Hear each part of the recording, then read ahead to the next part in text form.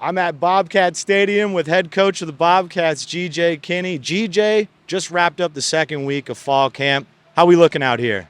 I thought today was good, right? We ended with a game-winning field goal, right? The guys were juiced up, ready to go. Trying to put in many situations, tough situations as possible.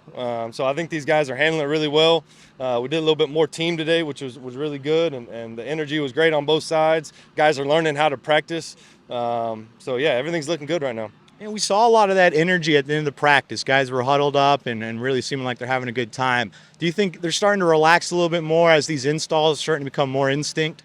Yeah, we're definitely still putting a lot on them, but yeah, they're continuing to feel more comfortable in the scheme, and the way we practice, you got to we take care of them, right? When it's time to go, you got to go, right? When it's time to lay off, you got to lay off. But these guys are once again learning how to practice. They're doing things the right way, and they're really listening. The buy-in is good. You don't see anyone jogging off the field and doing their own thing. You see guys, the buy-in is really good, especially year one. That's what you want. We saw Ashton Hawkins out there making some plays like he always does. Saw a one-handed catch from him that was just spectacular. He continues to just impress in camp.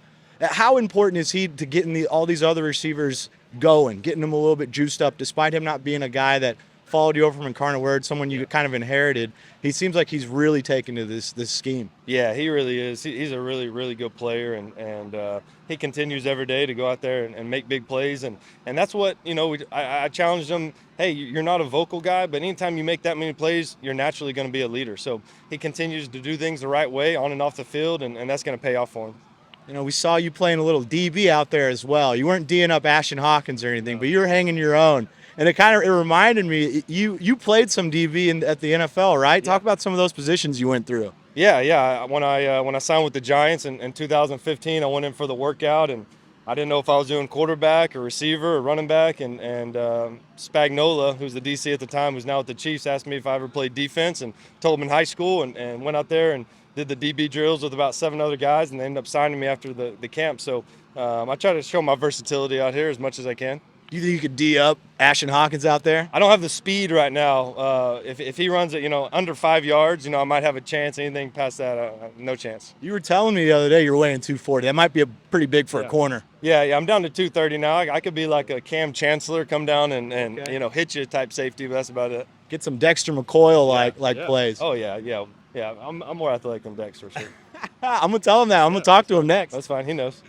So every time I got to ask about quarterbacks. I'm not going to ask you the starter, but after 2 weeks, how's the play looking there? How are these guys working out? Yeah, they're continuing to get better. Once again, getting more comfortable in the scheme, doing things the right way. We got a real battle. It's gonna play out the way it should. And these guys are handling it the right way. Once again, on and off the field. So. It's going to be a tough decision, but at the same time, those guys are going out there and handling business, and one of those guys is going to continue to rise organically and keep on putting them in tough situations and keep on rotating with the ones and twos, and it'll play itself out.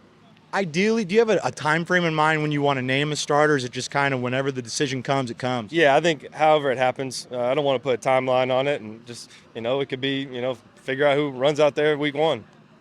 We're watching a little bit of the running backs today, too, looking at Calvin Hill and seeing him out there. We know he was a little banged up last year. How's he looking health-wise this spring, and what has he brought to this team? Yeah, he's really healthy. He does everything right. He runs out there most of the time with the ones.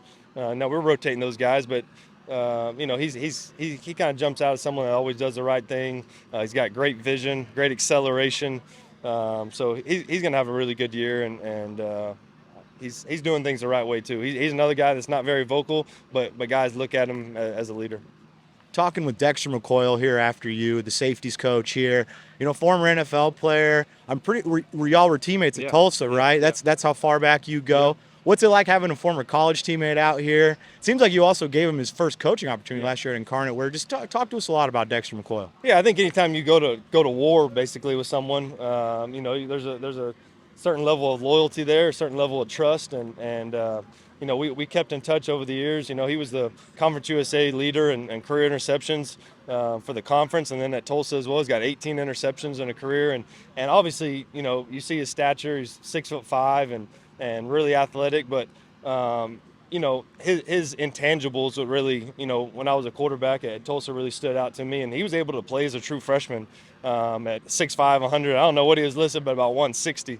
So he's just always been a special player and a special person. And when I got the UIW job last year, he was a CFL All-Star at the time. He had just got done playing, and they were trying to make him the highest paid linebacker in the league. And he wanted to, I think it was a very tough decision for him, but I think he knew where his heart was, and he wanted to get into coaching eventually.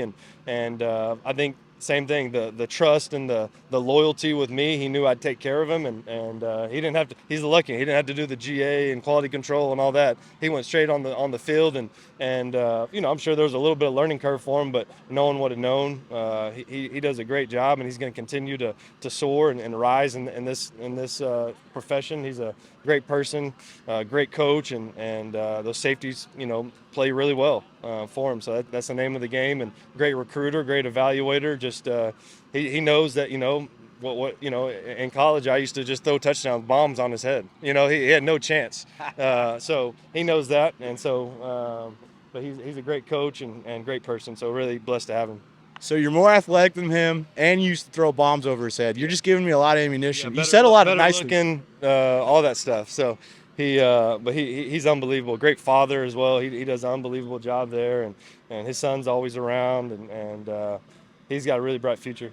I'll leave you with this one because I meant to bring it up before. Your brother plays for Baylor. First opponent coming up, Landry Kinne. Yeah. What's that like? Man, it's awesome. He's playing receiver. Went there as a quarterback. And playing receiver now and kind of transitioning. And, I did a very similar deal with the Eagles. So we talked about that. And the main thing I told him is, hey, you got to make sure you're in receiver shape. You got all summer to get in shape because, anytime you make that transition to quarterbacks, you don't run as much. So making sure his hamstrings and quads are healthy and getting out there and getting extra conditioning. And the receiver coach is an unbelievable person and really takes care of him. And, my dad's a Baylor legend. Actually, he got the Baylor Legend Award back in 2006. So, my sister graduated from Baylor. A lot of ties there, a lot of respect for those guys. And man, I hope he's, able to get in the game at some point. I think that'd be really cool for everyone in the family. And he's worked really hard and he handles himself, the right way. So really excited for him and the young man he's become. We're a lot different in age. So seeing him mature and really, become a young man has been really cool to see. What's the age difference between you and your brother? I have no clue. I don't even know how old I am. I'm 34. So whatever that math is, I don't know. You'll have to look that one up. It's funny you mentioned your dad. Everybody asks why does he go by GJ, and it's like because Gary Joe's already taken. It's your dad up there, the Baylor legend. Yeah, exactly. My grandpa goes by Gary. My dad goes by Gary Joe, and I'm GJ. So it's a pretty cool deal, and everyone will be hopefully in the stands and checking out that first week. All right, I love it, GJ. Appreciate you talking with me. We'll catch up with you soon. For sure. See you. I got some hats for you right here. Oh, here. Are you still recording? Let's put it on. Recording? Oh, I get black. Yeah, you got the black. Here you go. You got the gray. There you go, for sure. Let me see. Hold on. Here you go.